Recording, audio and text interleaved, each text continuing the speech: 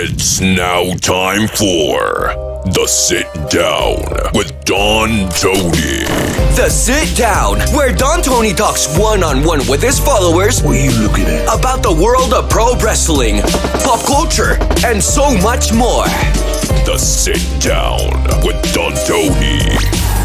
And now, your host, Don Tony.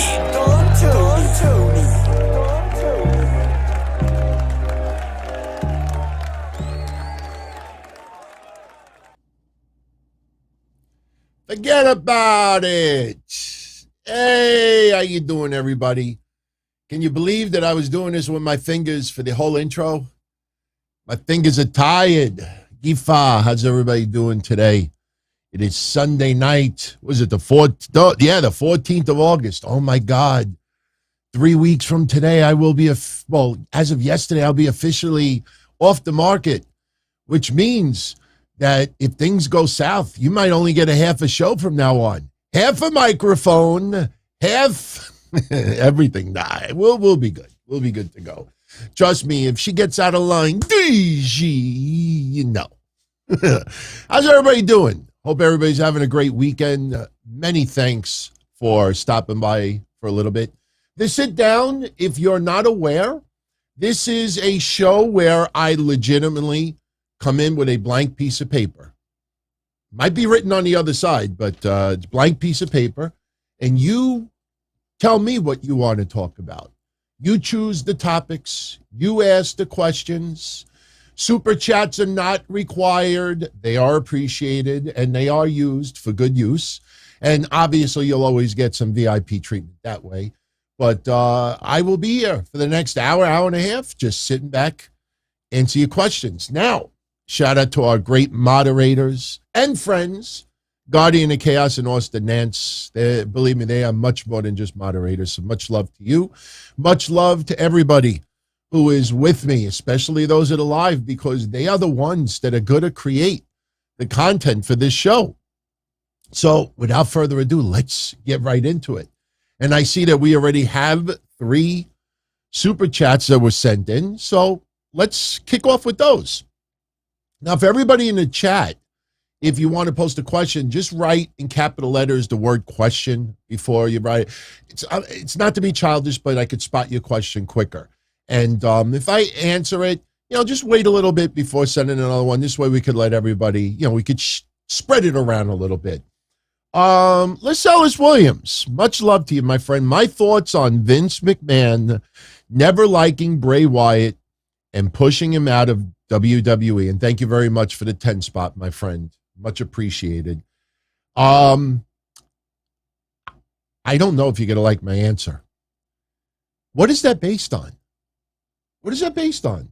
Vince McMahon never liking Bray Wyatt and pushing him out of WWE. Did Bray Wyatt say that? I'm not familiar of any interview. I do know over the last couple of days, I heard that Vince fell out of love with Gunther. Guys, gals, they didn't learn with Keith Lee last year. Remember? Keith Lee pulled from Elimination Chamber because Vince has nothing for him. That actually was kind of true. Vince didn't have anything for him because Keith Lee was in the hospital fighting for his fucking life. This is just to say, did you see,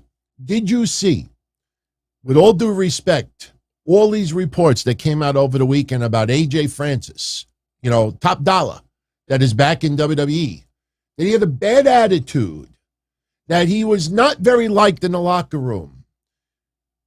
My friends, that was a news story in November of 2020, which top dollar, AJ Francis stepped up and said, yeah, I stick up for BFAB. Yeah, I stick up for my friends.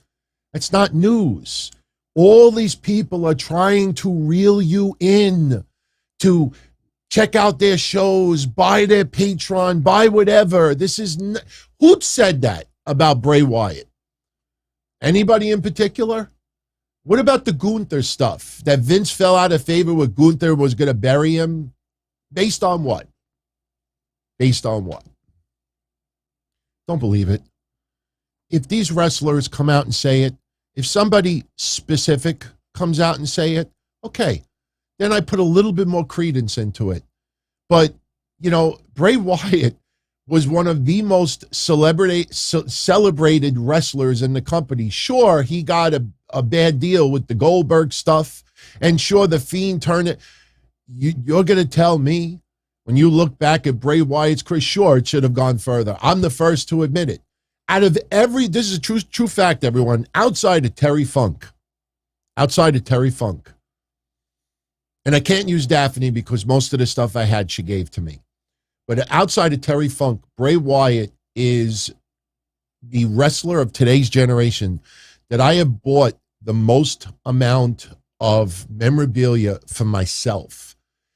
Bray Wyatt, whether it's the Fiend, whether it's the David Correct, whatever you want to call him, Hawaiian shirt, he by far was the most popular prize that I gave away on these shows.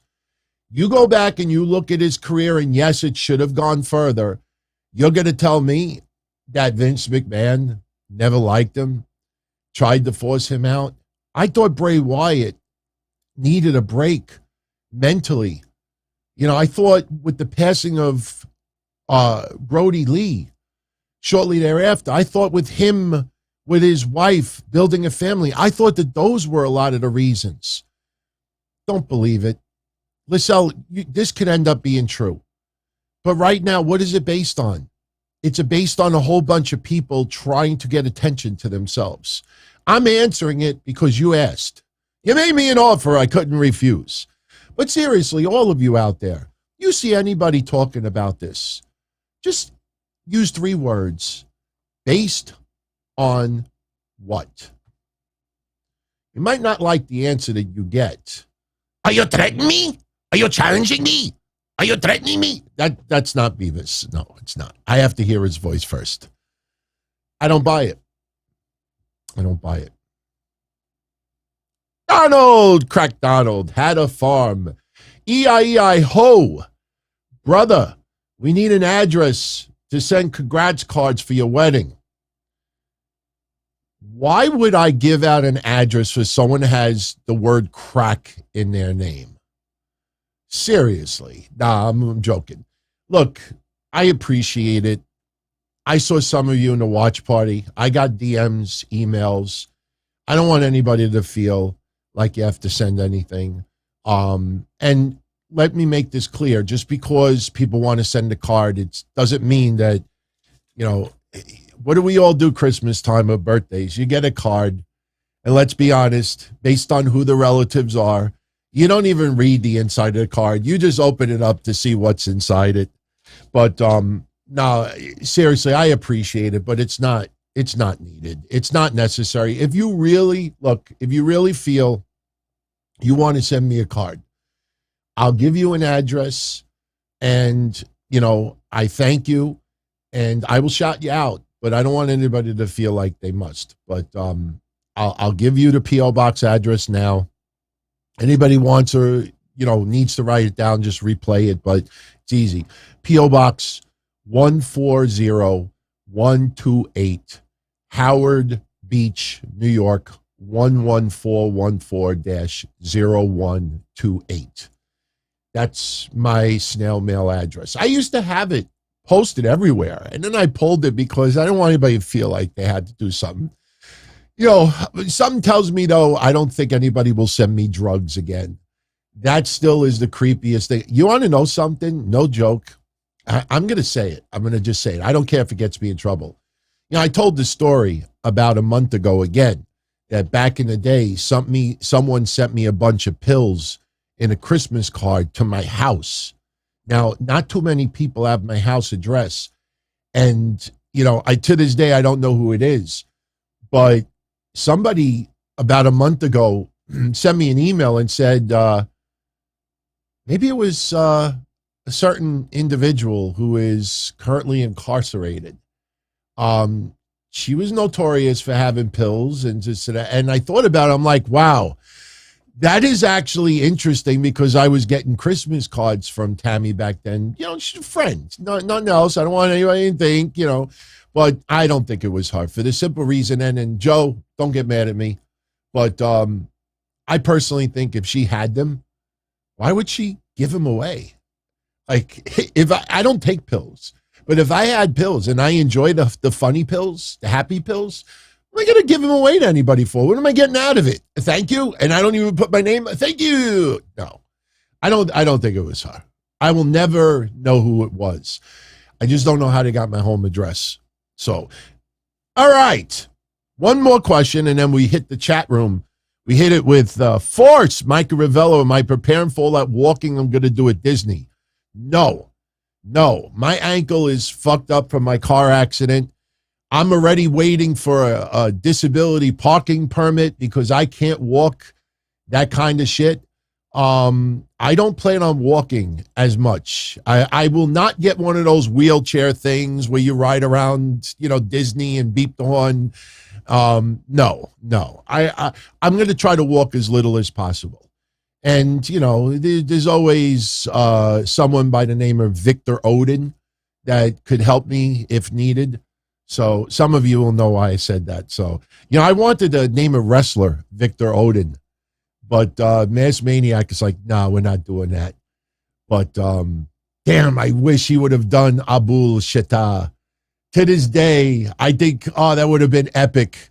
Just hearing on the mic, Steven DeAngelis, introducing from Corona, Abul Shita. All right, let's hit the chat room. Oh, TLD, no, TLD. I didn't use my home address for my LLC. The LLC was only formed about 6 years ago when we started Patreon. Because, what people need to know is when you have a Patreon or you accept anything here, even if it goes right back into the shows and expenses and everything, you still got to pay taxes on it. And I set up the LLC to protect myself in case anything went wrong. And, the first year that it was set up, lo and behold, I ended up getting hit with a $5,000 bill from the IRS that I had to pay. And I was... I paid it, but I was like, oh, thank fucking God it was under my corporation name and not me personally. I mean, that could really hurt me. That $5,000 was not fun. And, I really don't want to tell the story here because I don't want to bring up people from my past, but that was a learning experience. That is a learning experience, but I'll tell you this much, man. You see all those patrons out there and you see all these podcasts with super chats. This is a true fact. About 80 to 85% of them do not claim the money on their taxes. I don't know when it'll happen. I don't know if it'll happen under Biden's regime or whoever the next president's regime is, but sometime over the next 10 years, you're going to hear a gigantic tax scandal, and it's going to involve boatloads of patrons and YouTubers that are collecting money and not paying a dime in taxes for it. It is crazy shit, man. Crazy. So, all right. So Fly, good evening to you, my friend. If I had the whole roster to pick from, who would I be my first draft pick if I was the GM of Raw or SmackDown? That is a good question. Now, I'm going to choose Roman Reigns. I'll say this. I'll choose one with Roman and one without Roman. I choose Roman because he is the headliner. He sells the merch. He gets the fans there. Roman is the top wrestler in that company. I saw today, it was so cool, Kenny Omega. Somebody threw a little shot at Roman Reigns and said he wouldn't last 5 minutes in the ring with Kenny Omega. Kenny Omega showed a lot of love and respect for Roman Reigns today. He said the guy works his ass off. No, I think it would actually be a pretty damn good match. And that's respect, man. Not everybody in wrestling is an asshole, whether they're in AEW or WWE or anything else. There's a pride factor. There is no question a pride factor. You want to be proud of the company you work for. But not everybody is an asshole like that. I thought that was really cool. But if it was up to me, I would choose Roman Reigns. The problem is Roman Reigns right now, more limited schedule, getting older in age, has, a couple of health issues in his history, has a family, he's getting, but look, I think we could all agree that, remember all that doom and gloom earlier this year? Oh, Roman stepping back and this company is fucked and this and that. Vince McMahon has made over $300 million in the stock market over the last 5 weeks. $300 million. That's 25 more divas. Even though that's not going to happen. It's not going to happen. You know what's funny? Somebody asked me, do I think Vince McMahon will ever get in trouble for his sexual escapades? And I'll get back to the Roman thing in a second, but you know what my honest thinking is? I think if Vince McMahon ever gets in trouble for his sexcapades, it's not going to be for things he has done already. I think he may get into a situation where he maybe hits on somebody or is, something is going to be recorded. And I just think he's going to be cancel cultured out. I think cancel culture will get to Vince if Father Time does not first. Look, there's going to come a day where his pee-pee is going to be like, nah, boss, not tonight.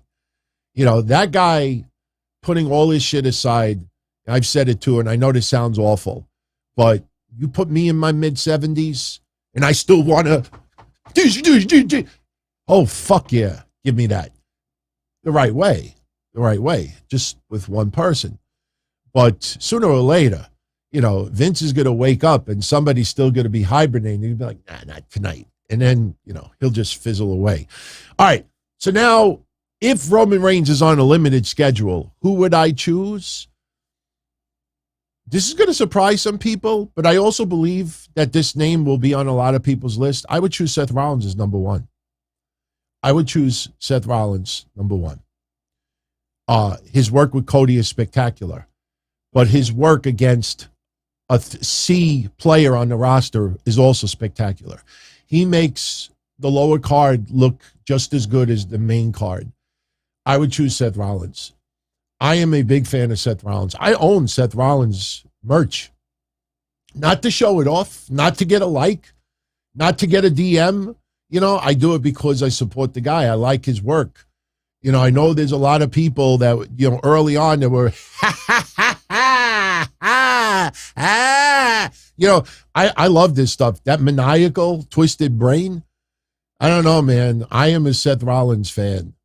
I have been for a very long time. So I would choose Seth Rollins. All right.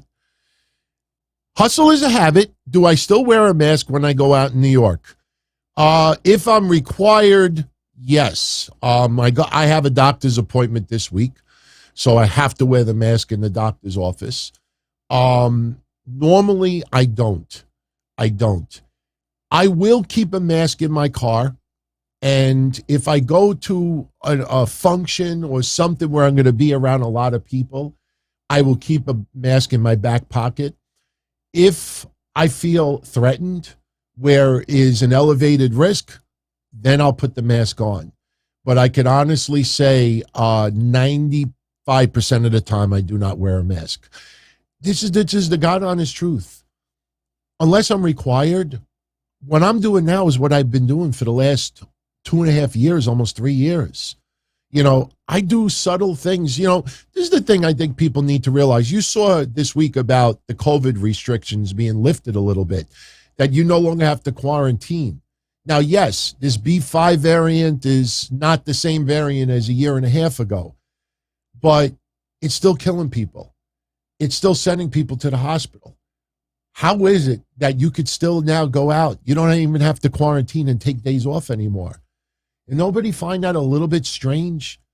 It's not like the virus is now this itty bitty little thing that just gives you a little bit of sniffles. There, I got COVID. No, it's much worse than that. But here's the thing. When I'm in my office, I don't talk to people head on anymore. What I'll do is pretend you're sitting in a chair in my office, my computer is this way. I'll talk like this. I'll talk like that. So my face is not directly in that person's face. So at the worst, if that person had COVID, and yes, some of my customers have called me up over the last 2 years and said, look, you might want to get checked in case you don't feel well. I unfortunately got COVID and I was in your office yesterday or the day before. and sometimes be like, oh, fuck, and I get worried, never got COVID. But when I'm sitting this way, I'm thinking to myself, okay, even if that person had COVID and is just spitting shit, at worst, the virus might be sitting on my shoulder. It's kind of like, the little devil and the little angel. It's like, yeah, breathe me in. I never got it. So I feel whatever I'm doing is working. You use common sense, everyone. My brother turned 50 last year. A lot of you know the story already. We went to a restaurant in Long Island. I thought it was just me and my family having this dinner. We walked in, there was 200 people there. And some patriotic song came on, and everybody is screaming at the top of their lungs, singing this song. And I'm looking up, and some of his friends are right on top of me. And I'm like, I'm out of here. I paid for a cab and took a cab all the way from Long Island back to home. I had a panic attack. I just felt that was COVID just waiting to happen. And I left. I felt bad. I apologized to my brother, but I left. That was October, But a week later, I'm in a restaurant. I don't wear a mask. You use your common sense. You look at your boundaries. You could sense. Nobody's perfect. I could end up getting it still. But, we're smart enough to pretty much know. If someone's coughing, sniffles, sneezing, they sound awful, you don't get in their face. You be careful. So, no, I really don't. Bass 8, happy early birthday, my friend. Raffman is asking, how would my work colleagues describe me? The same way some of you who have met me, surprised me in my office. I don't mind meeting people, but I always ask, please do not just show up at my office. It's happened at least a half a dozen times over the last 5 years. People say to me, wow, you are nothing like how you are on the shows. In my office, I am in complete professional mode. I'll be easygoing and everything, but I feel bad because even when people came by the visit and I have a customer in my office or I'm on the phone or I'm doing something, I'm just in that mode and I am very professional, very serious. And, people are taken back by that. They're like, wow. What did they actually think? Think when a customer comes into my office, hey, Mike, how you doing? Sit down. Hey, you got that money? I'll break your fucking head if you don't pay your car insurance tomorrow, you scumbag. No, I'm very professional. I have to be professional, but I am completely different. So Fly had COVID before, was nasty. Couldn't sleep laying down. Let me tell you something. I'm off keto now for 3 weeks, and I wake up a couple of times, and I feel like I got COVID. Like everything hurts. I have the sniffles, but it's actually the keto flu. I've tested myself continuously, and I don't have it. All right. Dragon Den, good evening. What do I think the plan is for Cody under the Triple H regime? Not much different than what was going to happen under Vince. Cody will come back. I believe he will be a surprise entrant in the Royal Rumble. He will win the Royal Rumble. He will take on whoever a champion is at that time, obviously a heel, and he will become heavyweight champion. Maybe it doesn't happen at WrestleMania, but I can't help but close my eyes, picture that moment, everything, the storyline built with Dusty and everything like that. And who knows, Seth Rollins may be one of your heavyweight champions going into WrestleMania. I'm not making a prediction. I'm just saying there are some very, very powerful stories. Don't bank on just Cody versus Roman or Rock versus Roman. Things do change. But, and Triple H does not feel obligated like, oh, we have to do Rock and Roman. Everybody thinks it's going to happen. It's going to happen. Everybody wants to see it. It's not a guarantee.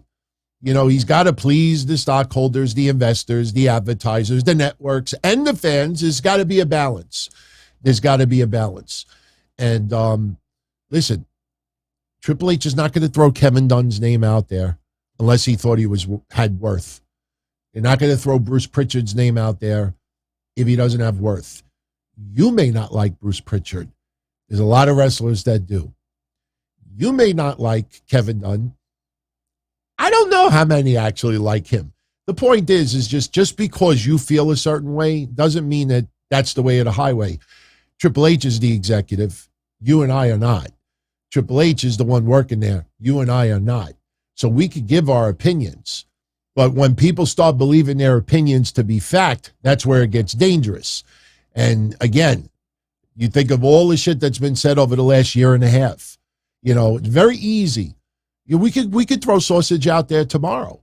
We could say, Vince McMahon never really thought Shinsuke Nakamura was nothing more than just a novelty act. Who's going to challenge us? Seriously, look at anybody who really has been there for a while that has not been utilized as good as they should. And we could just go tomorrow and just put Vince and just put any name you want and throw it out there. And is Vince going to call us out for lying? Is anybody? That's how easy it is to lie to people out there.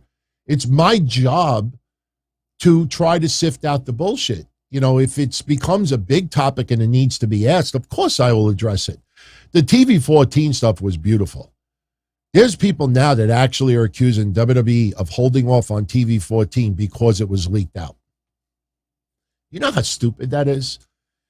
It's simple. If you understand business, it's simple. Before WWE changes Raw to TV14, they got to talk to the network about it. They got to talk to the advertisers about it. They got to talk about all. That's a fact. That's how it works. Why people just don't say that, I don't get. But yeah, it's my job to try to. And I think, honestly, for the last 26 years, I think I've done a pretty damn good job calling out the bullshit when I see it and confirming where I see it. So Casey is Raw.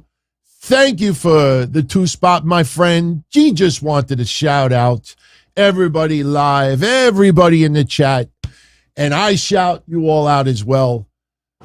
And I didn't have to super chat. I'm only kidding. Thank you very much, Casey. I hope you're doing good and much love. Thank you for always supporting the shows. And all of you out there, if you're enjoying the show, yeah, I might say it a little bit more often now. Smash that like button. If you're not a subscriber, subscribe. I'm sick and tired of seeing 30,300.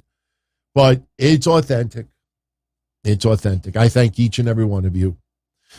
All right. Do I think the MJF situation has been botched? Can it be salvaged? Oh, yeah. Put him back on TV. Fuck somebody over. People will forget about what happened. MJF situation has been completely botched because unless Tony Khan is going to become a character and turn heel, his lack of addressing MJF to the locker room is damaging. And I'll tell you why. I brought this up before, but I'll give you a simplified Cliff Notes answer to it. If MJF never walked out, and this is all storyline, Tony Khan does not want to lie to his wrestlers. So by him saying nothing, he's not lying to anybody. Problem is, you're a fucking booker, a promoter. You're not buddies. You can be friends with some people, but your business first. You got to do storyline. If you swerve your wrestlers, some of them will love it because they are wrestling fans besides wrestlers. So by him saying nothing, if MJF, if it's a storyline, which it has to be at this point, then he kept quiet because there's this weird thing like, oh, he doesn't want to lie to his wrestlers. You're not lying. You're a fucking boss. Now, the flip side, if MJF really did quit, the fact that he did not stand up for that locker room, it did not say no one in his company is bigger than AEW. What MJF did, not only did he walk out on me, but he walked out on the fans, he walked out on the wrestlers, and this is not what, I don't care who you like and dislike in wrestling, that's not how you do business. We wish MJF the best in his future endeavors, but what he did is absolutely unacceptable. You send a message to the rest of your locker room why what MJF did was totally inappropriate, unacceptable, and he did not do that. So if it's a legit, he quit, Tony Khan looks like a moron. if it's a storyline, Tony Khan looks like a moron because instead of developing this storyline, he decided to be hush-hush about it because he didn't want the perception of lying to people. That's ridiculous. That's why Tony Khan should have a booker. And Tony Khan should step out. You know, I'm going to mention this now, even though we're going to get into it more on Wednesday. You know why I don't think Tony Khan is just an immature person? Something that I noticed. Juan Espinoza, welcome to the family. Much love. Yes, if you subscribe, your name pops up. I say thank you. Just don't keep unsubscribing and subscribing because then you will not be able to. Anybody notice something about Tony Khan that I have noticed? You know, he's involved with the Jaguars. He's involved in some soccer team, I believe. Do you ever see Tony Khan tweeting like a baby towards Fulham, Pelham, whatever it is? You ever see him tweeting like a child to the soccer world? Do you ever see him tweeting like a child to the NFL world? No. That should tell you his mindset when it comes to pro wrestling. Some people think, oh, it's just, you know, give him time, you know, he'll just grow out of it. No, this is deliberate.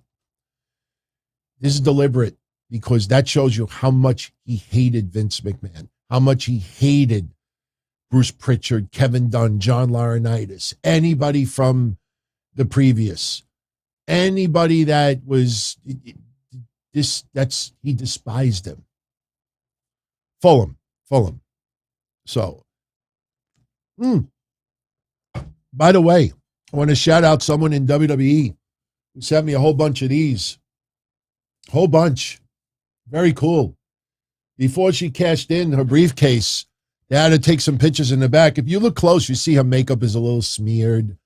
But, yeah, you look closely, you can see her makeup is a little smeared. Because this was before she cashed in later on in the night and Money in the Bank. So we'll be giving those away.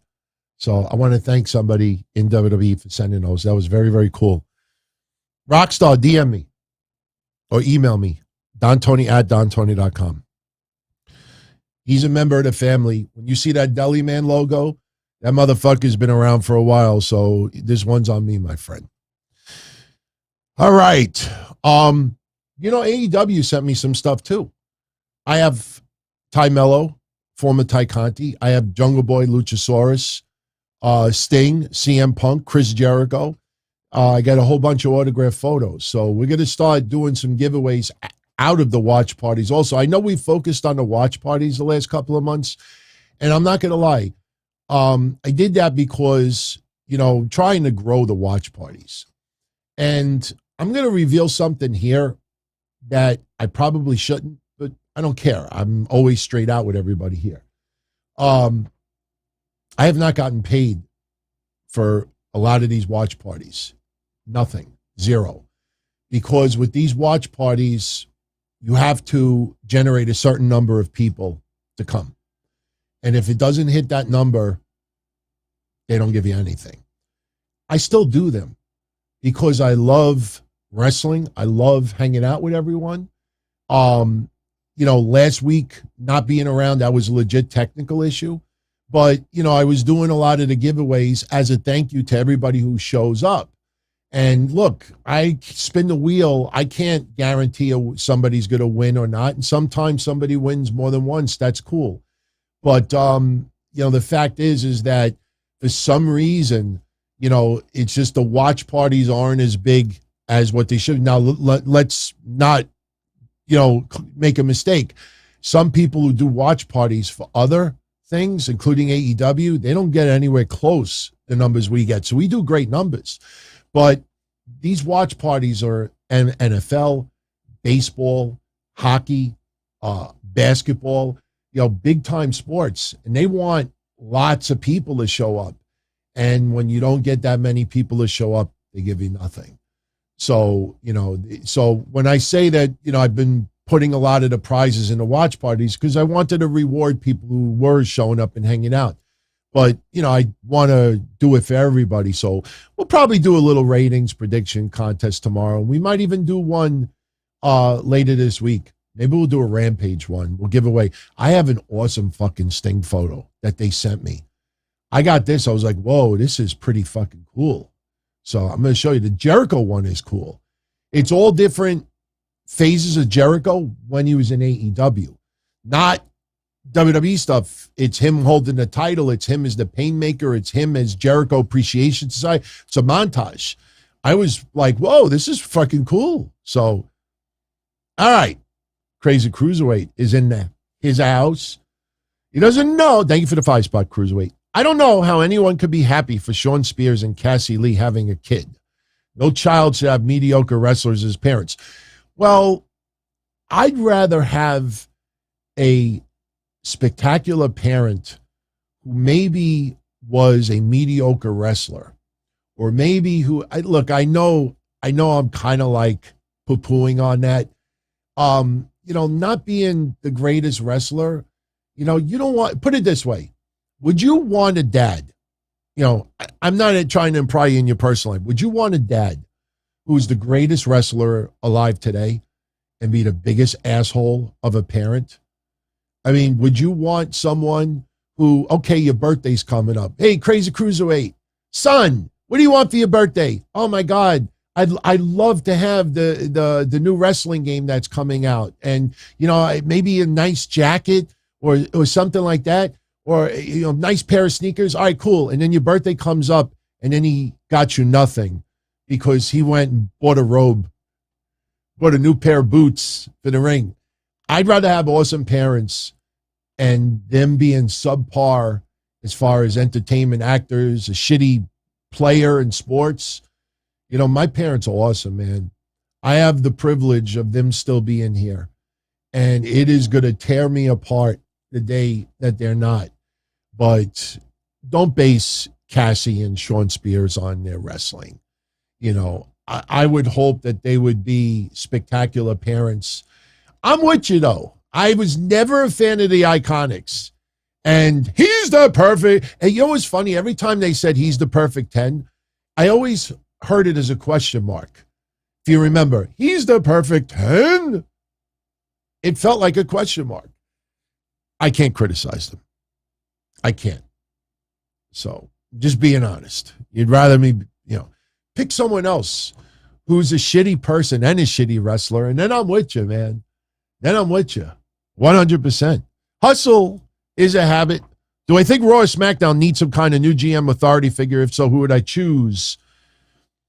And Michael Gonzalez, any predictions on the rest of the Major League Baseball season? I think it's going to be the Dodgers and the Mets. We're going to get 1988 all over again. Dodgers and the Mets. I think it's going to be the Dodgers and the Mets. The Yankees, I'm rooting for them also because I'm a New Yorker, not first and foremost, but something about the Mets. They remind me of the Royals a few years back when they faced the Mets in the World Series. They just battle better at the plate. I think it's going to be the Mets and the Dodgers. All right, now, the non-baseball question. Do I think Raw or SmackDown? Yeah. Who should be GM? Man, I would seriously consider putting Sonya Deville back in that role. She could wrestle also on occasion if needed. The thing is, I don't know what Sonya Deville wants to do with her career. I don't know if she wants to wrestle full time. I know she wants to wrestle. I don't know how much of a great time she was having being GM. I liked her in that role. I liked her. I like Paige in that role, but Paige, it felt more like, all right, Paige can't wrestle right now. We'll put her as GM. Sonya Deville felt, like good for that role. So I wouldn't mind Sonya Deville. The problem is, are you going to go the Hall of Fame route, choose someone from yesteryear that no longer wrestles? There's not that many people to choose from. The Mick Foley stuff was good. I enjoyed it, but there's not many people on the sidelines you could do that with. I don't mind Adam Pearce. Adam Pearce, I like the guy. So if they did Adam Pearce and Sonya Deville for another year, I'm fine with that. So I don't think the GM is absolutely necessary. but I do prefer to have a GM on each product, especially when it comes to the draft. You want to feel like people are competing next to each other. Some of the early years of the draft, they were so memorable because you had people on each side. When you had Flair and you had Vince McMahon, you had Stephanie, and you had when you have two GMs feuding, or even just having competition, it's good. It reminds me of the early days of TNA. When was it? Bill Behrens. When Bill Behrens was allowing TNA wrestlers to wrestle for promotions, it was interesting because the one battle I always thought is, what happens if a wrestler is being pushed on TV as a champion or a heel, let's say, and you book that wrestler for your promotion, but you want that wrestler as a babyface? It happened more than you realize. And it kind of conflicted with what you saw on TV. Hey, this person's feuding with this person on TV. Now they're teaming up over here. What the fuck is going on? But, TNA wanted the money more than anything else. It would be interesting if you don't have much of a roster split anymore and you see a SmackDown wrestler appear on Raw, and if the GM handles that wrestler a little bit different than they would be handled on SmackDown. It would be a fun little, all right, Adam Pearce wants to get back at Sonya Deville or vice versa. She puts that person, look, if I'm a SmackDown GM, if I'm Sonya Deville and somebody from Raw shows up, I put that motherfucker in a match against 10 people. Let that person get taken out in a wheelchair. And then Adam Pearce would be like, what the fuck did you do to my wrestler? I'd do shit like that. I like competition. And I think two GMs give that aura of more competition against the brands. All right. Would I sleep with Vince McMahon for $10 million? James Pasco asked that. Listen, I'm being totally honest with everyone out there. Oh, no. Not going to say what you think. Maybe some of you will admit this. Not going to lie. Back when I was in probably my 20s, hanging out with my friends at Juniper Park, nice summer day with a barbecue. We would dare. You're like, would you do this? Would you do that? Would you have sex with that person for $100? Would you let him touch it? Would you lick that piece of shit on the ground for $100? People would say, you're like, would you do it for $1,000? And you'd be surprised some of the people's answers. Would I sleep with Vince McMahon for $10 million? Boy, $10 million is an awful lot of money. I can't see myself doing it. To live with that, knowing that I slept with him to get $10 million, I don't know. I don't know how I would feel about that. Would I let him touch it? Yeah. I'll just think about something awful. I'll think about a tragedy. I'll think about the weather. I'll think about something else. I'll just think about, the other day I stepped on a slug with the worst feeling in the world. How many of you out there have ever stepped on a slug without shoes on? I was at my parents' house and my mom was in the pool and she's like, come in the pool for a little while. So I always walk around with slippers. This time I was too lazy and I walked around the poolside without slippers on. And next thing you know, I'm like, I thought I stepped on a little cherry tomato. I looked down and I saw nothing but insect. I'm like, oh, this fucking sucks. So, I would think about something else. Nikkita Lyons. I don't want to get sexual about Nikkita Lyons. I don't want to go to the ringside news route with Anna Jay, that creep. But as I said on Saturday, I think it was, that, that you're a fan of someone where she does some moves in the ring that look like they hurt and you wouldn't mind taking it. You think I would mind her cannonballing me in the face? It would just hurt. It wouldn't be like, oh, I'll never wash this nose ever again. I'm a fan of Nikkita Lyons. Some people think she is a fake. I tell you, it's interesting. When she becomes a heel, she is going to piss the fuck off people online. Oh my God, is she going to? You'd be surprised how many people online think everything about her is fake. Everything, like her promos, the way she talks and this. And I'm like, she's playing a character on TV, even if it is totally fake. So what? But go on social media, go on Twitter especially, type in her name and write the word fake next to it. And that'll lead to, and you'll see what's floating around. I'm like, wow, there's a decent amount of hate. She was in a reality show, some Ghetto Housewives or something, I think. I don't think it was Housewives, but she was on some reality show. And I saw the clip the other day. And some girl is like, yo, you threatened to punk me out, bitch me out, punch me out on public? Go ahead, honey. Go ahead, sister. And I'm like, anybody know this segment I'm talking about? She was in reality TV, and she was doing this shit she was done. She sounds like she's from the hood.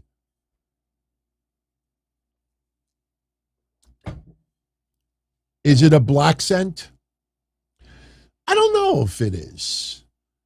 You know what? I don't look at her and think she's trying to be black. I think she's trying to be street. That's a big difference, because I've known people who talk like that. Every other word, the only difference between Nikkita Lyons and them, other than not having beautiful bazoombas, is every other word out of their mouth is, you know what I'm saying. Yo, Anthony, you know what I'm saying? Hey, I can't deal with this person. You know what I'm saying? I knock him out. You know what I'm saying? So I don't think it's her trying to be black. I think it's her trying to be street tough. I mean, I could be wrong. All right. Oral Carter. Is it him, or does the FTW title treat it better than the TNT title, even though AEW says it's not a sanctioned belt? Yeah, it does feel that way. Just like it feels like you look at FTR, and I brought it up, they have titles for every other company, and they don't have the AEW. Look at the AEW tag titles. Swerve and Keith Lee have them a month. What have they done with them? I mean, it's just, it feels like, look, the AEW Heavyweight Championship, obviously, that's treated a lot differently. But outside of that, man, you know, it's, yeah, the FTW title sometimes feels more important than the TNT Championship. I totally feel what you're talking about, so. Boy. Mr. Cruiserweight with a 2-spot. What flavor does Thea Hale taste like? I have no idea. Look, she's of age. So, you know, it's like we're not saying anything criminal here. It's just, put it this way. Steve Carrier, that Ringside News guy, for few of you asked earlier, why did I bring that up? Anna J, or Anna JAS, posted a picture of herself posing in front of a mirror. She posted on Twitter. So Steve Carrier responds back and says, room number, please. Now, obviously, I think you know what preceded to that. You know, that's just a creep. That's not something like you joke about, especially if she's involved with, you know, someone else. You just, you know, if you're friends, that's different. You're better off with an emoji with the big red hearts, like, you know, you're in love. But to just turn around and go that route, she wrote yuck. Bravo to her. She wrote yuck. I think in some cases, if you want a chance to possibly, you know, mingle with someone, you know, probably not being explicit is probably the way to go. So, all right, Kevin Milwaukee, what are the odds that later in the year, DT, that I'll be interviewing Cross when he's carrying championship gold at the time? Well, the thing is this. As I said before, I have heard nothing from my former co-host if he wanted to do it. I know somebody asked him the other day about it. I have no idea what his answer was. I don't know if that's going to happen. I will tell you this, that I still want to interview him regardless. It's just, especially right now with everything going on, right now is not the perfect time. But hey, if he were to become champion, and then I pulled my card like, hey, buddy, bro, could you come on for an hour? An hour. Could you come on for a few minutes? It would have to be cleared from WWE. It would have to be cleared. I mean, look, do I think it would be cleared? I'm sure it would be. And I wouldn't say anything that would be controversial. But, look, let's see what happens. I would have loved to have interviewed him a couple of months ago. It's weird how things sometimes are a blessing in disguise. In a way, I'm glad we didn't because of what's happening now. Understand something. I know some of you wanted that interview in June, but looking back on it, I am very happy it did not happen because Vince was still there. He still was gone. That conversation would be totally, totally different than what it would be now. So sometimes things work out for the right reason. So the only thing is, though, let's be honest. I don't know if Karrion Kross is going to be heavyweight champion at the very moment or for the immediate future. There are some other storylines that need to happen. Look, I bring up Finn Balor. Many, many years ago, I remember having a debate with my former co-host about Finn Balor. And I said, look, we're getting into Royal Rumble, WrestleMania. There's no need to rush Finn Balor. Get through WrestleMania, then you push the guy. And that's exactly what happened. And everybody at that time said that I was right with that. Karrion Kross, if you're going to put gold on him, there's no need to rush it. The guy is not even in the prime of his life yet. He's that young, and he's just starting. He's just starting. He got graduated to the main roster and was nothing of what he was in NXT. So this is all starting over again. Get to a WrestleMania, then you could put the focus on Kross. And you want to know something? Deep down inside, I think Kross would agree with that 100%. Especially with Triple H at the helm. Just Sports. What's up? Can the Iconics AOP be brought back to increase competition in the women's tag team division and the male tag team division? Because there's hardly any proper teams left on the roster. Well, the Iconics cannot. Cassie Lee is pregnant. And Billie McKay, she is doing Hollywood. So the Iconics are pretty much done right now, for real. So that would not happen. AOP, let me tell you something. I think AOP is a team you may actually see in WWE very, very soon. No one is talking about AOP. I don't know if you're familiar with it, but there was a lot of controversy. It was a disaster. I think there's no other way to put it. It was a disaster. AOP was supposed to run a show overseas not too long ago. And I think they were supposed to have the Lena Fanini, the former Nia Jax. Lana was supposed to be on, and a few others. And there was some controversy where someone was being advertised. I think it was Nia. And, she was already off the card. Then, I think there was a postponement, then a delay. And they were starting this promotion. And I remember when people were asking me about it, I remember I said, let's see what happens. Let them get their first show done. Anybody out there could plan a first show. It's when you do the second, the third, the fourth is where you start paying attention to it. And the show never happened. And it was an absolute disaster. I think AOP's aspirations of being a wrestling promotion, I don't know if that's going to be anything that's going to solidify in the immediate future. Even if they do a rinky-dink event once in a while here and there, I don't see it. I would not be surprised if AOP come back to WWE. And you know what? I think they would do I'd rather see AOP than the Viking Raiders, to be honest with you. In fact, I think AOP versus the Viking Raiders might be pretty damn good. So AOP is definitely a team I wouldn't mind seeing back. Everybody's focusing on former NXT people and anything else. I think AOP could very well be back. So, all right. Indingo, do I think the match at All Out for the AEW tag belts should have been FTR versus the Young Bucks? No disrespect to Swerve versus Keith Lee. If you're talking about the previous pay-per-view, Double or Nothing, absolutely.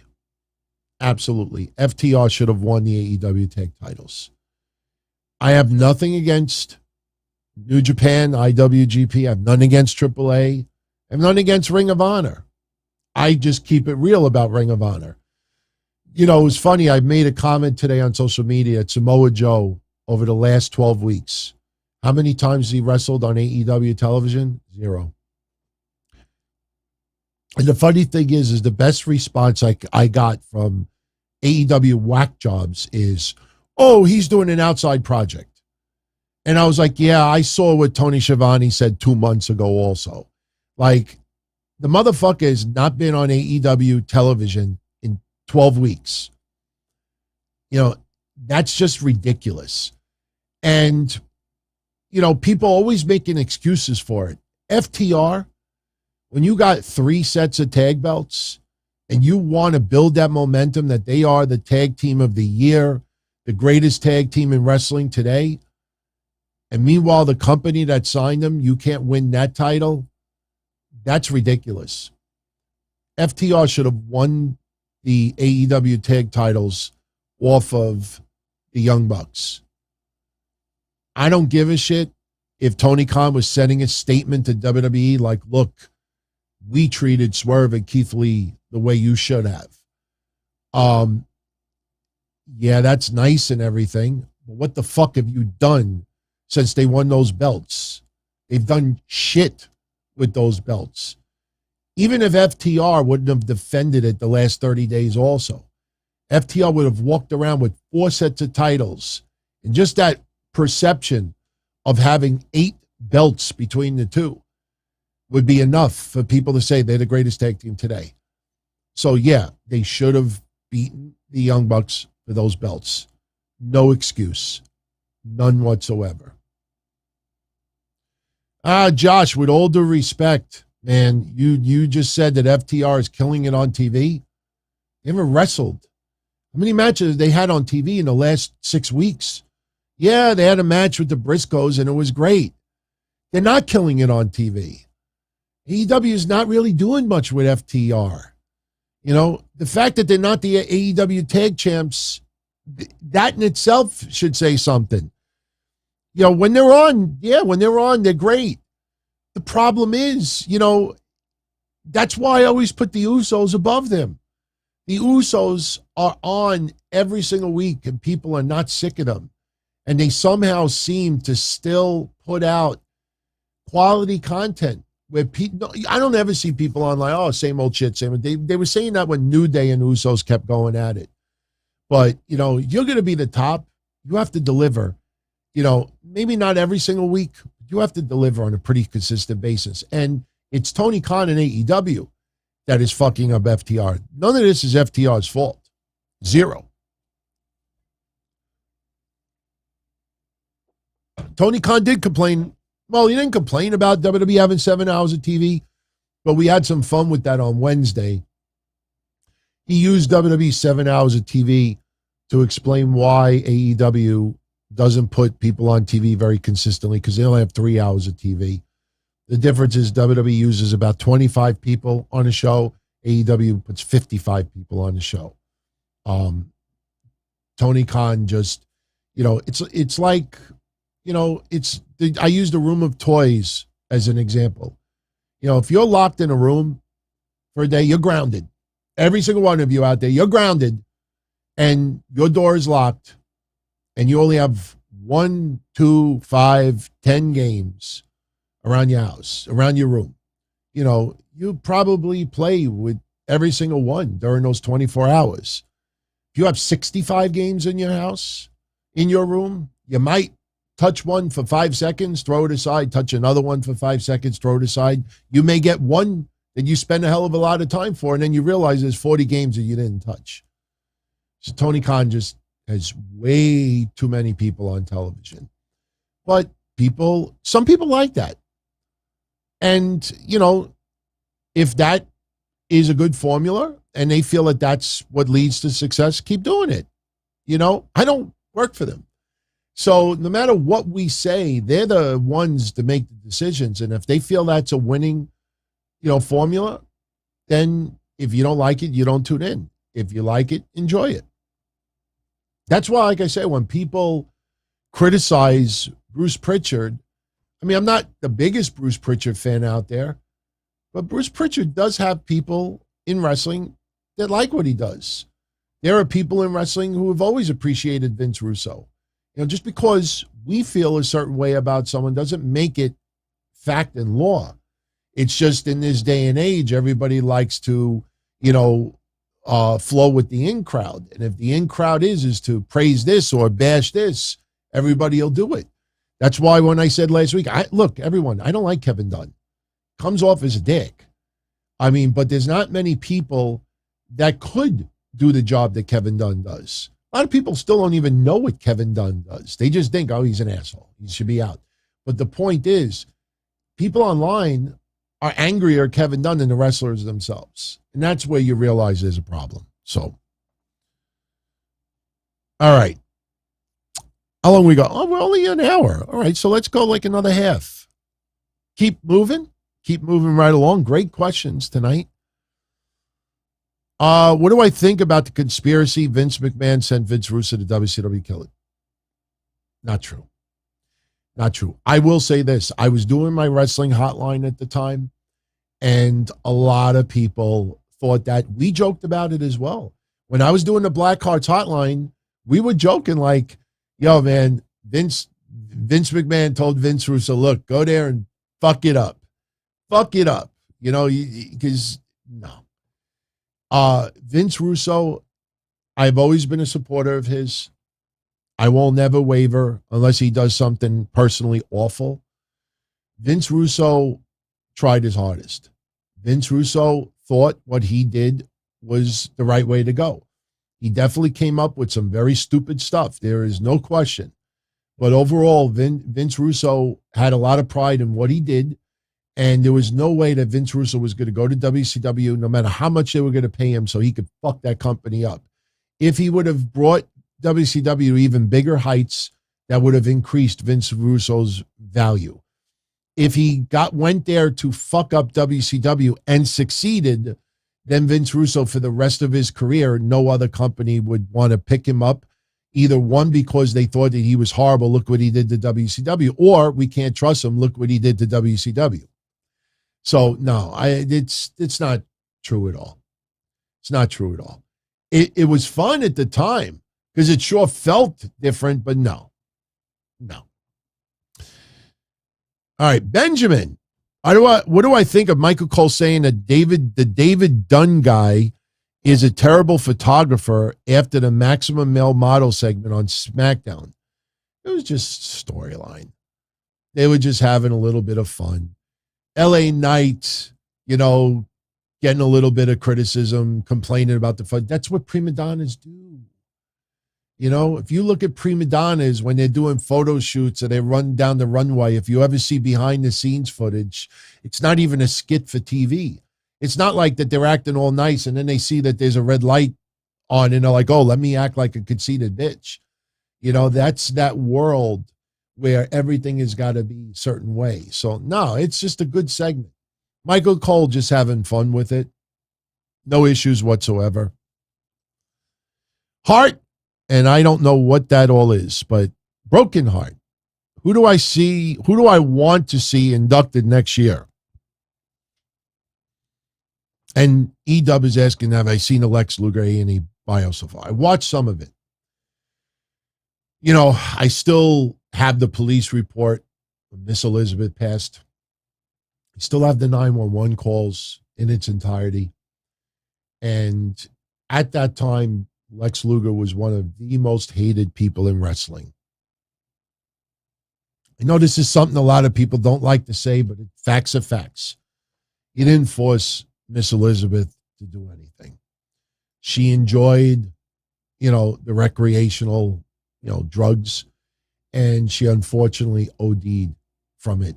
It's a tragedy. It's terrible.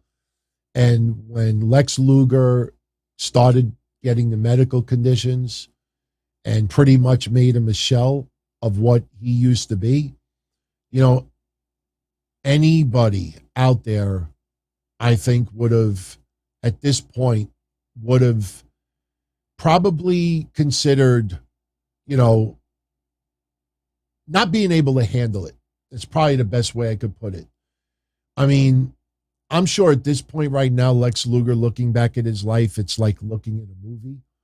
I have nothing but respect for Lex Luger now, because he could have, for the last, 15 years, whatever it is, he could have spent that time in a bubble, going to wrestling stuff, but being in a bubble, not talking much about it, not mingling, and just live out the rest of his life that way.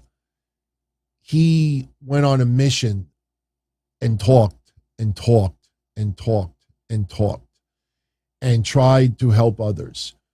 And you think of Lex Luger from the 80s and even the 90s, even when he was the total package and, not necessarily the WWF Lex Luger, but when he, the 1% body fat and all that in his final days in WCW, he was one of the most hated people, period. And he definitely deserves to be in the WWE Hall of Fame. I think that would put everything that has happened to him full circle. The Miss Elizabeth stuff is a very, very sensitive topic that people want to avoid. I'm sure would love to avoid it as much as they can with a speech at the Hall of Fame, but Lex Luger will go in. If it doesn't happen next year, it's going to happen within the next 2 to 3 years. Lex Luger will go in the Hall of Fame. If I was WWE, I would put him in next year. Seriously. I have not seen all of the A&E yet, but I've watched some of it. And, the one thing about these A&E biographies, most, when you live through this and you cover it all these years, there's not much that has not already been told. And sometimes things are tweaked a little bit and things are omitted to make it feel a little bit different. The WCW versus WWE A&E, the wars, they omitted a couple of things in the middle and it felt like they were telling a different story. But in the end, they really were just telling the same shit again, just getting new, fresh interviews and everything like that. So, but the Lex Luger one got a pretty good rating. Wasn't it like the second best rating of all the shows? I'm shocked the Kurt Angle rating did as low as it did. I'm shocked. Everybody expected the Kurt Angle one to be the biggest rating of them all. I think it was the worst or almost the worst. Z Paul, did I go to MSG Desert Storm match in 91? Why was the red and blue ropes upside down? Well, I did not go to that. At the time of war, at the time of, USA and Sergeant Slaughter, just going against America. I mean, it was just to try to, like things were upside down. Like everything in the world was upside down. That was the perception I got from it. But I never went at the time. 91, understand in 91, I'm still going out with friends, partying, going to clubs, driving around the neighborhoods. We didn't have the internet yet. I think the first time I used the internet in any capacity was 1992 or 1993. The girl that I had been dating had the chat room. And we went in the chat room and were chatting with people across the world. And it was funny because it was just text chat. But that was the early stages of the internet. But 91, I didn't go to many wrestling shows. I would say from 88 to 93, maybe 92, because I did go to a couple of shows in 93. We were in the Skybox. I remember seeing Yoko and a few others. But that 5-year period, I still watched wrestling, but I didn't go to shows like I had at that time. So, Cruiserweight, I said earlier, I predict the Dodgers and the Mets will be in the World Series. All right. So let's keep the questions going and we'll wrap it up soon. Tomorrow we have Raw. AJ Styles, Bobby Lashley, first time ever. That's going to be a fun match. I want to see how the IWC reacts if we get interference, bullshit finish, because Miz gets involved, Ciampa gets involved. Will we see Logan Paul? I don't know. But, we have Clash at the Castle coming up. So they do have to start building some additional matches for Clash at the Castle. So tomorrow we should get some additional matches announced. So. Oh, no. Stupid me. Liddell. Thank you, Liddell. The fuck was I thinking? The Mets and the Dodgers. When I said that there was going to repeat of 88, I meant the team going into the World Series. That's what I meant. They're both in the NL. You're right. I had 88 on the brain. The Mets and the Dodgers to compete. Who is going to go into the World Series? That's what I meant. I think it's going to be Yankees and the Dodgers, or the Yankees and the Mets. So yes, props. And my apologies. Listen, I have every game from 88 when they faced each other. I have the newspapers from that time. David Cone opening his fucking mouth, pissing off the Dodgers. I'm revealing things that probably a lot of you have never even heard of. But believe me, 88, I was so angry at the outcome because what a lot of people don't know, I don't remember the exact record, but in 1988, I think the Mets were 11-1 versus the Dodgers during the year.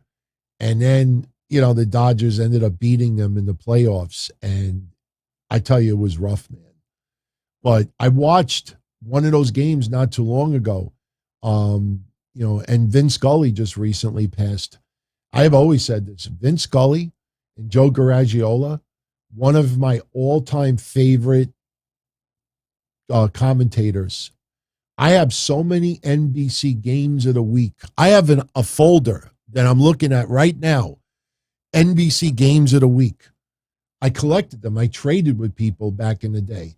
All because I wanted to hear more games commentated by Vince Scully and Joe Garagiola.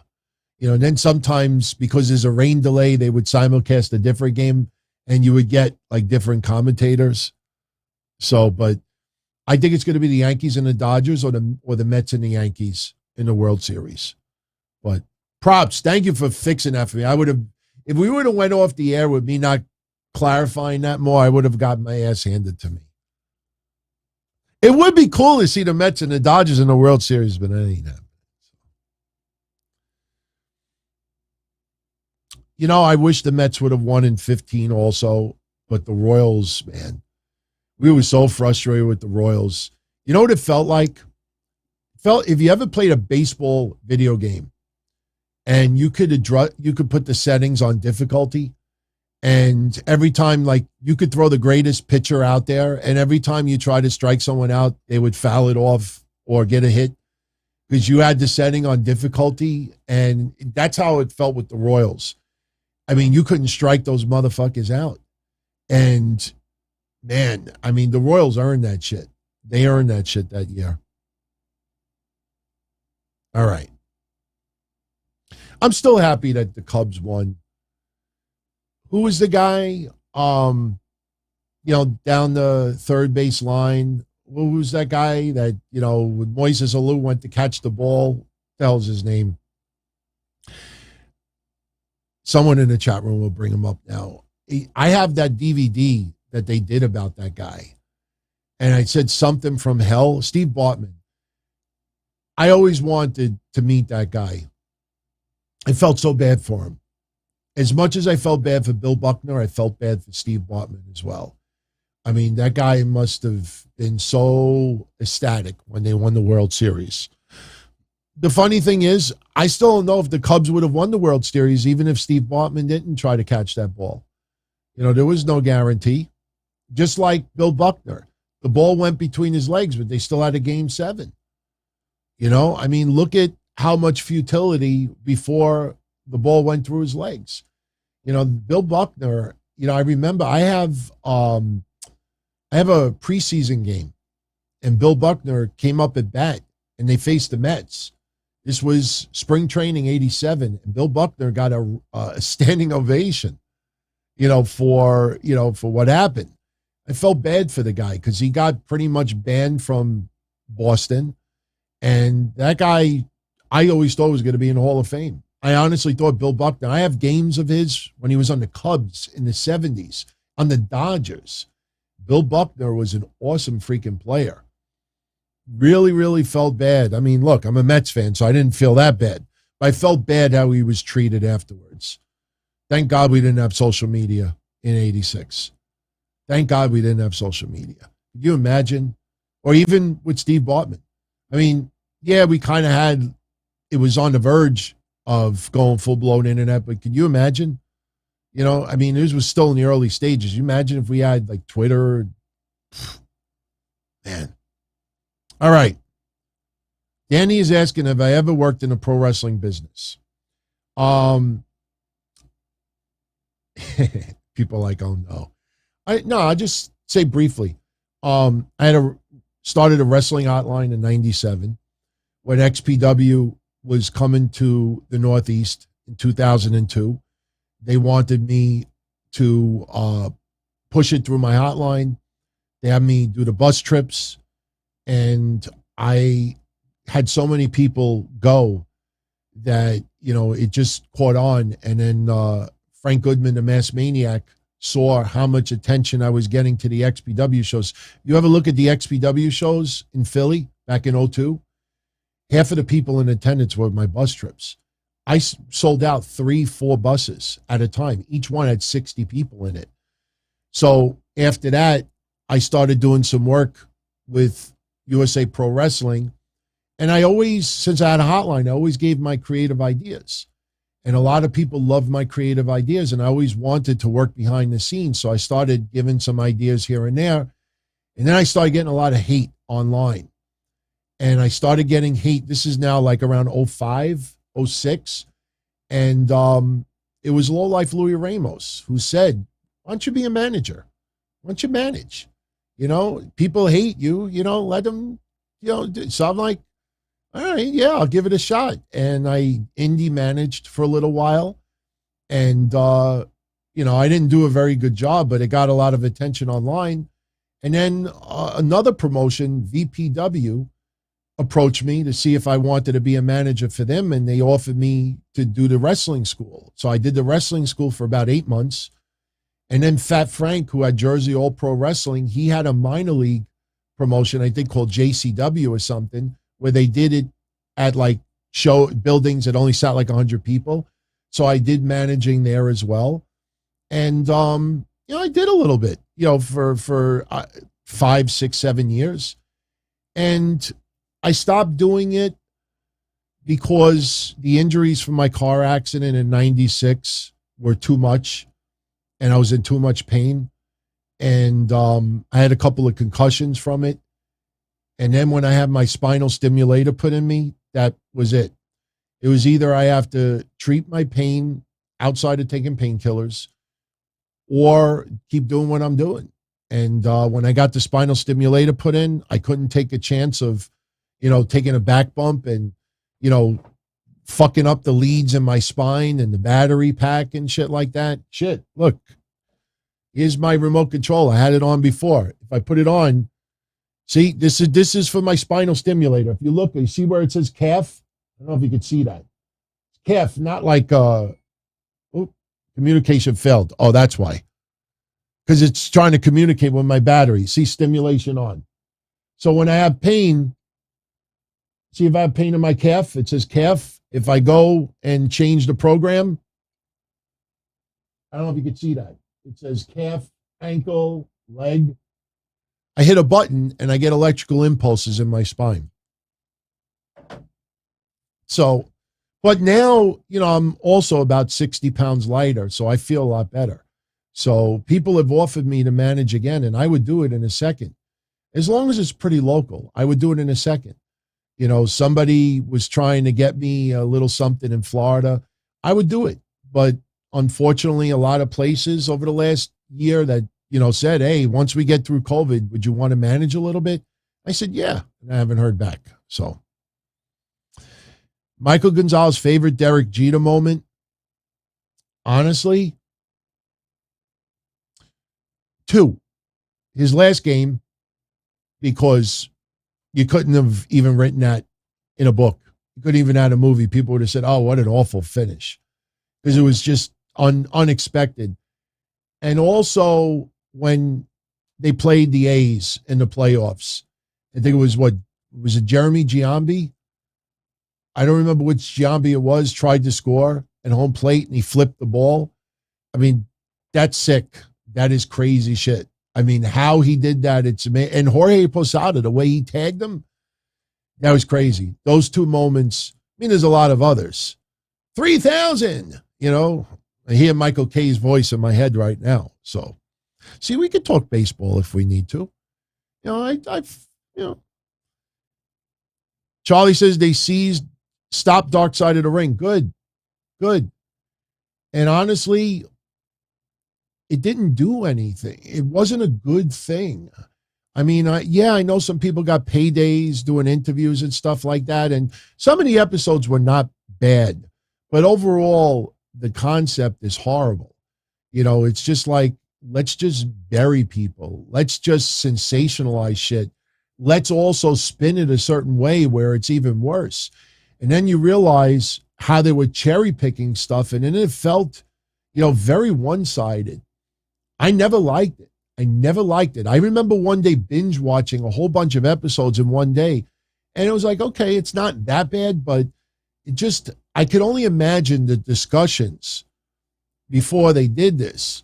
You know, maybe the intentions originally were much better and more positive. And yeah, no, the bright side of the ring, it wouldn't have drawn shit. I was one of them that said, if you could have dark side of the ring, have the bright side of the ring.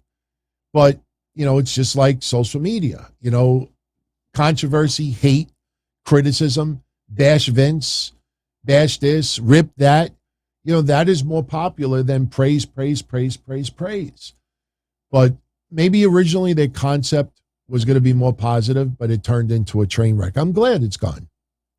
Run DMG, Jim Ross and Jim Cornette being in it, that's why I believe originally the intentions were much better. I personally think the original concept was a lot different and maybe more positive. I think once you go into the mud, once you really get deep and you see the attention you get from it, you see that titillation, you know, that's habit forming. And I think it morphed into something. They were just looking for the most awful, juiciest, how do we spin this? And I don't think that Jim Cornette and Jim Ross signed up for that. You know, they could do whatever they want. But I think it morphed into something that it wasn't supposed to. And good, I'm glad it's gone. Devin, we actually talked about Bobby Roode yesterday, I believe, right before we went off the air. I don't see Bobby Roode having much of a WWE career remaining unless he becomes a trainer. I'm a big fan of Bobby Roode. I enjoy Robert Roode. I enjoy all his work. I remember going to NYWC. He was in wrestling maybe a year or two. I went to NYWC, it's got to be over 15 years ago, and Bobby Roode was on the card. And I remember meeting him at the door, and he was a very, very cool guy. I like his work. I just can't see, other than helping the stars of tomorrow, helping elevate the stars that are being pushed right now, I don't see him in that mix. Maybe you bring him back to NXT and he could feud with some of the younger guys, but I think at this point in WWE, whether it's the main product or NXT, I think Robert Roode is more enhancement. And that's sad to say because you know he's much more than that. I don't see Robert Roode having much of a WWE career remaining. I'd be very surprised if it was otherwise. I'm just being honest. I'm a fan, but never thought James Storm teaming with him in WWE would have amounted to much. I don't think it would have amounted to much. I don't know why. I just, some teams, you just picture them in another organization and it just doesn't feel like it would ever click.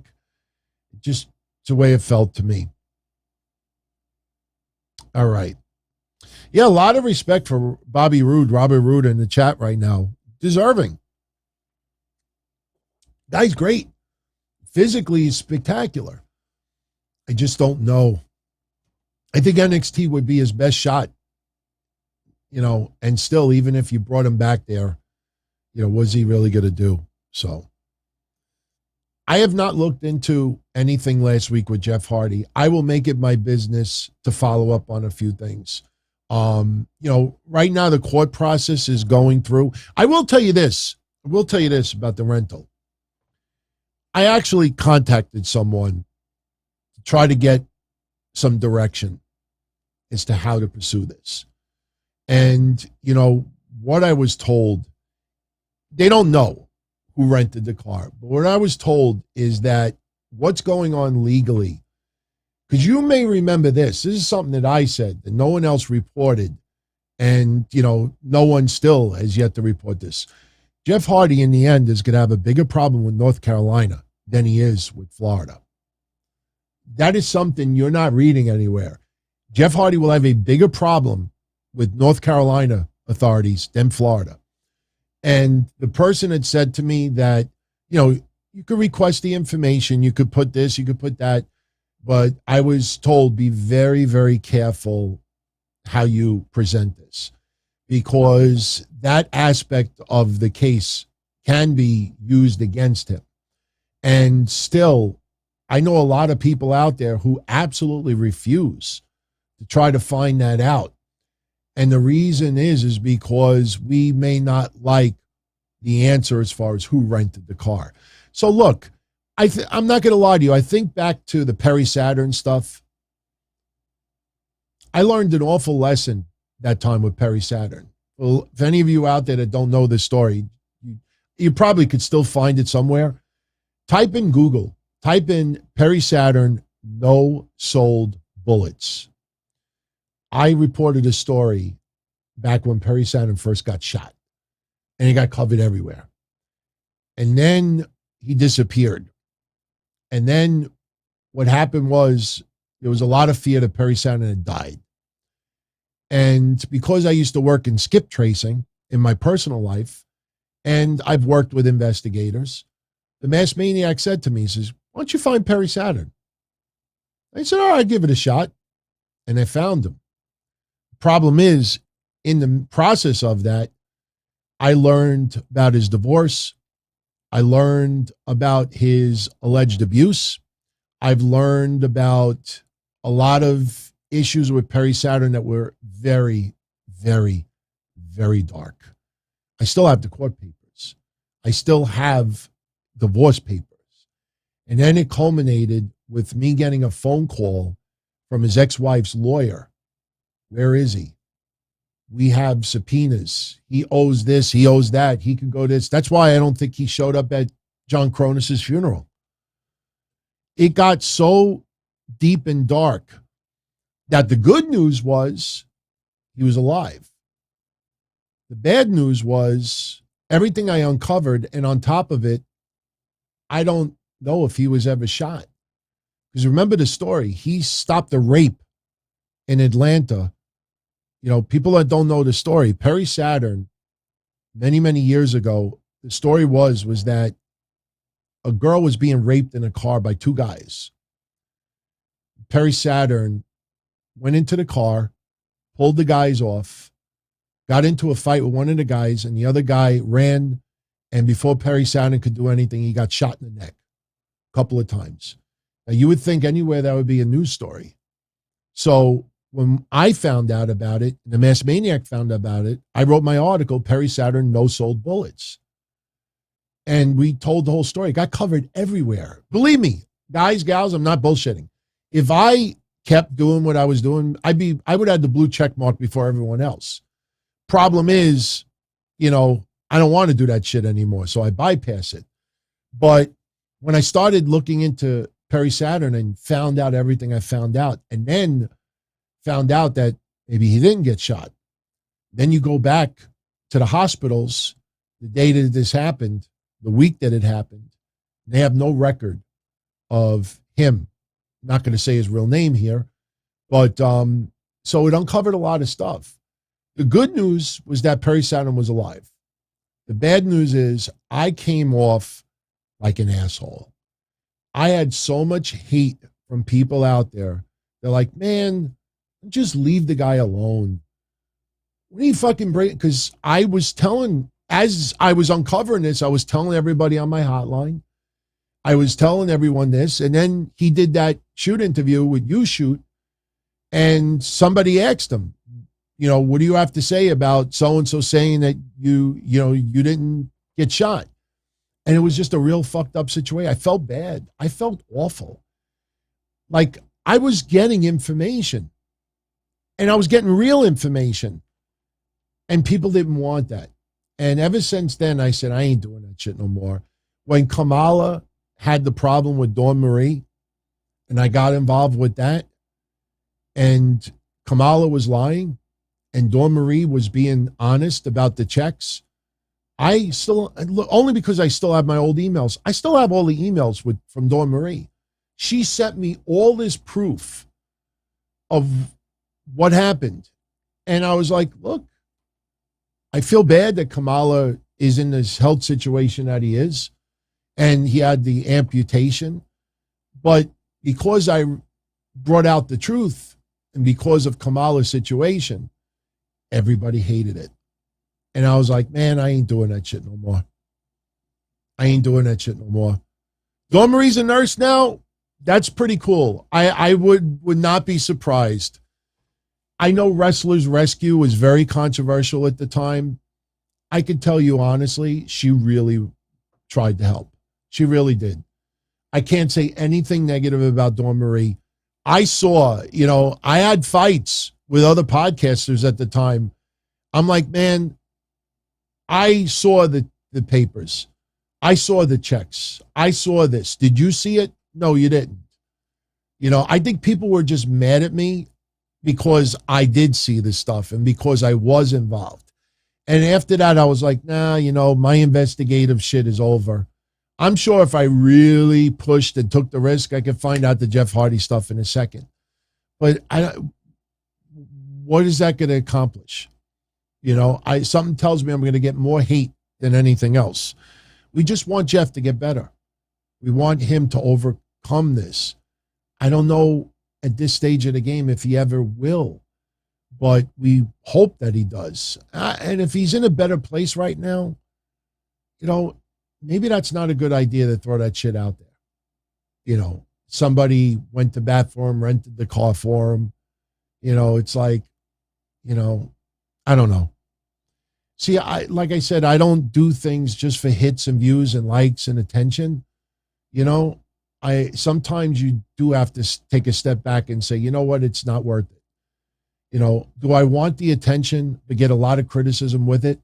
Or would I rather just be a little less involved and, not, I don't want people looking at me like, wow, that's the dick that uncovered that. Oh, that's the asshole there. I don't need that. All right, let's start bringing this home, everybody. It's getting late very quickly. So, last chance for questions. So, just write the word question before your question.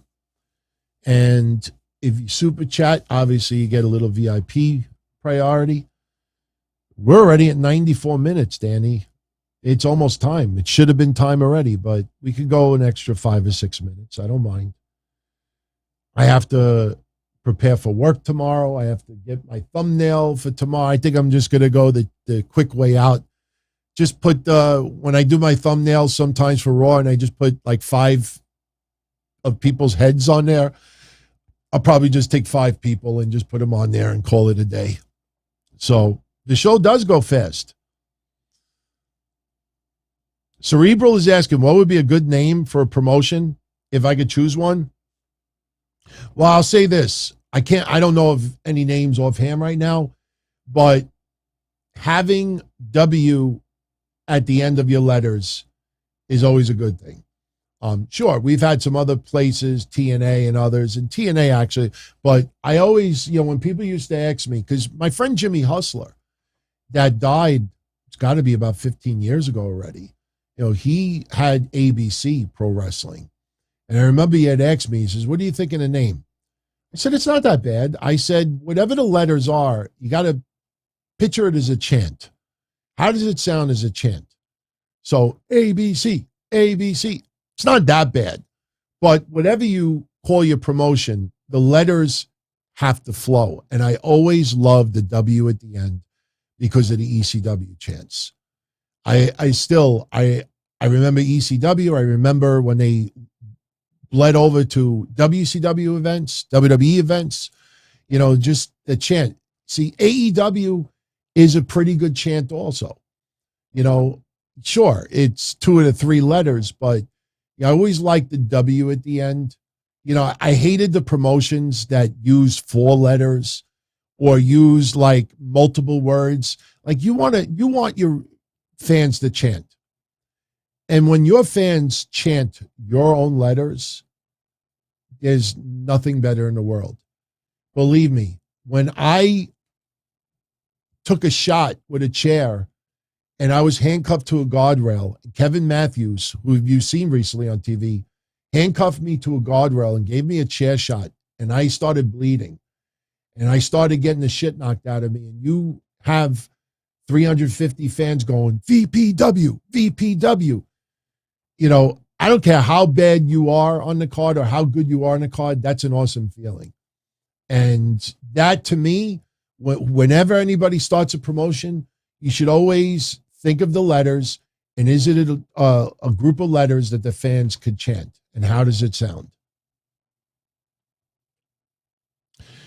E-Dubs, what was the best year for TNA?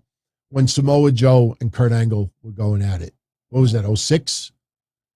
What year was Joe and Kurt Angle going at it? 06 sounds awfully early, but it could be 06. That year was incredible. That year, it just, there was just spectacular. Unfortunately for Samoa Joe afterwards, they put the tribal cock on his face. Then he's in, the main event Mafia. It just, I don't know, it just didn't feel the same for Joe. 06, 07, yeah. To me, that's probably my favorite time for TNA. Don't get me wrong, I liked 02. I liked, when they were pushing AJ Styles, even when Raven was getting a little bit of a push. But I think 06, 07 is probably my favorite time for TNA. Will Liv lose at Clash? Rob asks Axon. I don't know if they're going to turn it into a 3-way. As of right now, I say no. I think Liv Morgan will keep that title. Because even if Triple H feels a little bit differently about Liv, it's a very, very inspirational story.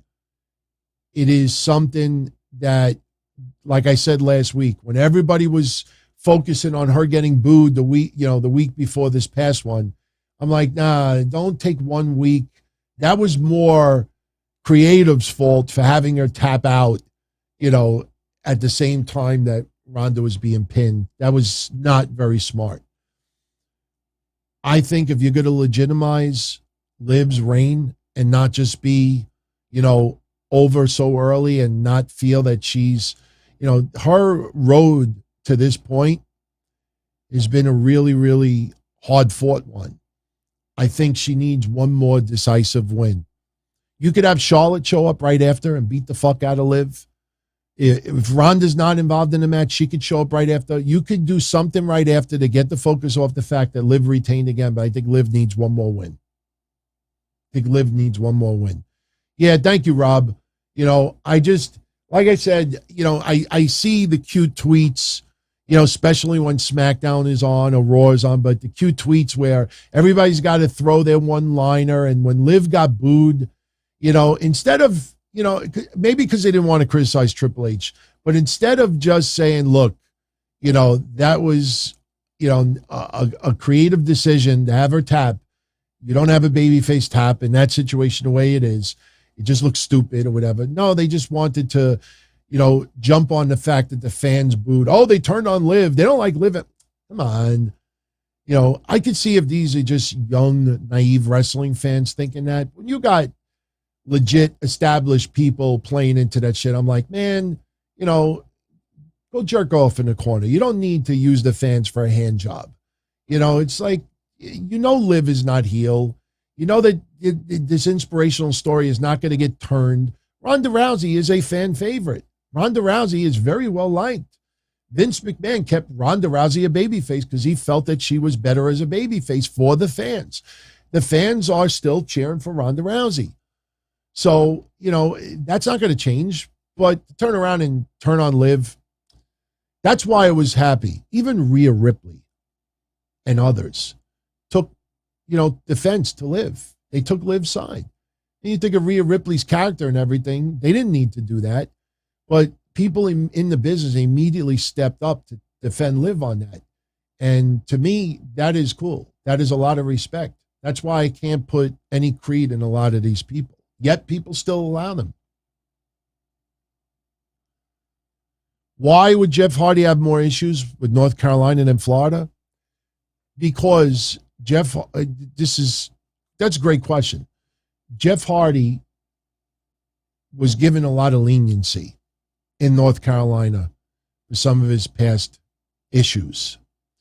And the thing is that when Jeff Hardy escaped jail time and a few others for some previous issues, there was some specific guidelines that Jeff Hardy was told to follow.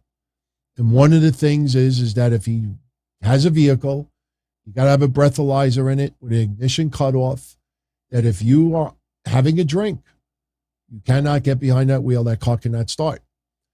And he took the sneaky way out. Listen, I'm a huge Jeff Hardy fan. I wanted to see get better, but let's be honest.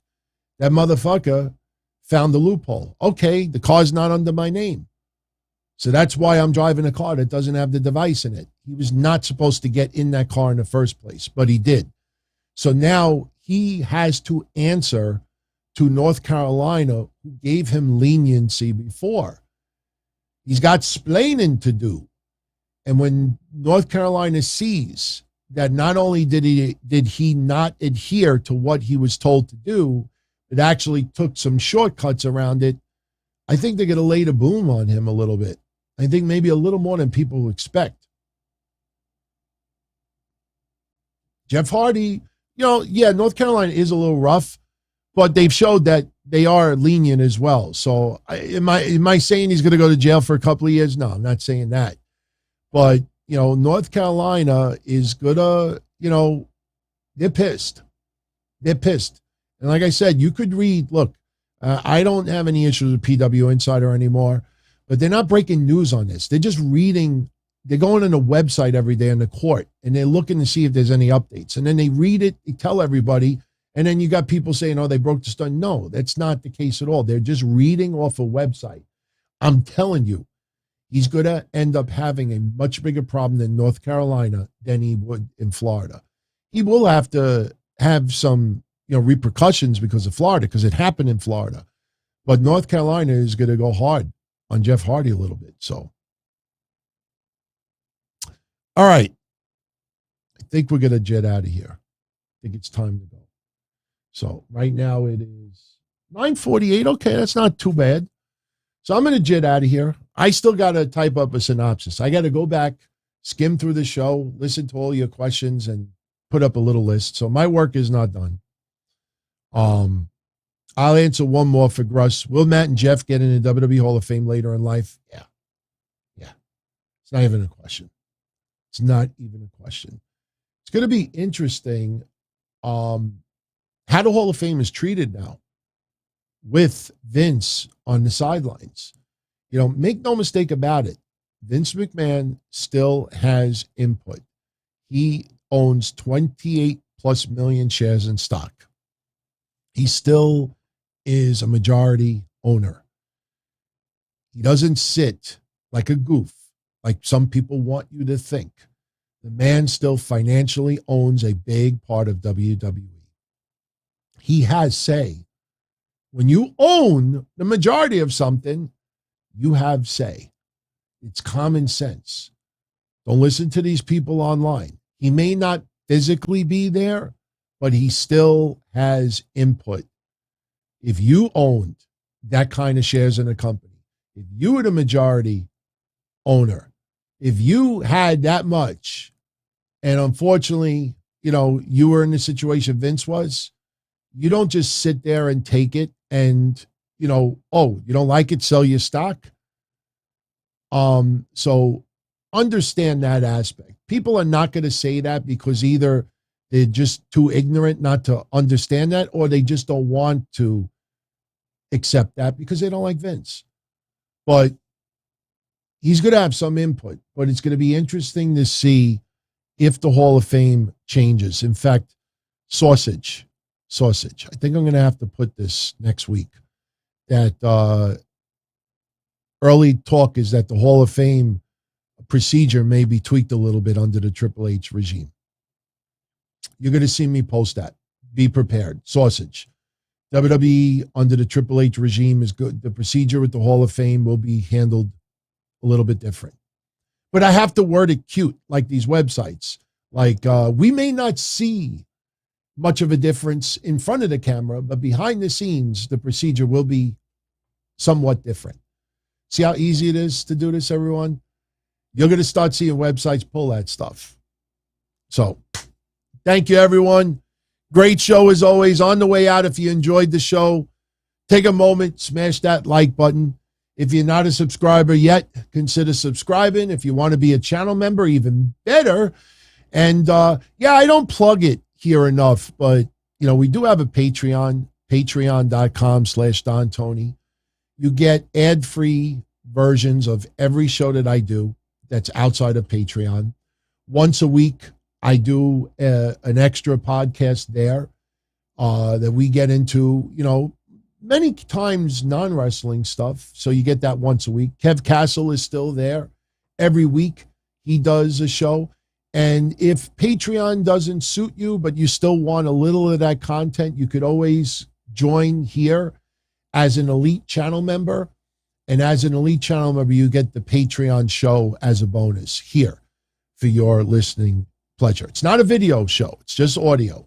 But, and we do pay-per-view prediction contest every month over there. Mostly WWE, sometimes AEW. But, all right. So, next week, we'll do this again, and it's getting close. The 2 weeks from now. Wow. Well, technically 3 weeks from now. It's going to be weird. I mean, who knows? Well, actually, 3 weeks is also AEW double or not. No, All In. What am I saying? Double or not? All In. So will I do a recap that night? I don't know. I honestly don't know. I'm getting married the night before. So I would love to come up here the next day. We'll see. I can't promise anything, but, I'm not going away until the 10th. So that following week, I will be doing shows still. But I hope you enjoyed this episode. Yes, Russ, guaranteed. Oh, one thing before I go. I have to mention this. Thank you to everyone who let me know that Live PD is back, but it's a little different.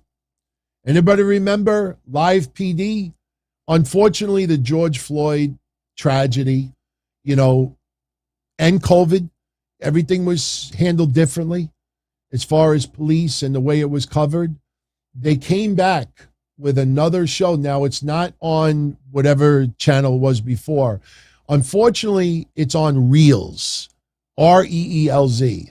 And YouTube TV does not have Reels.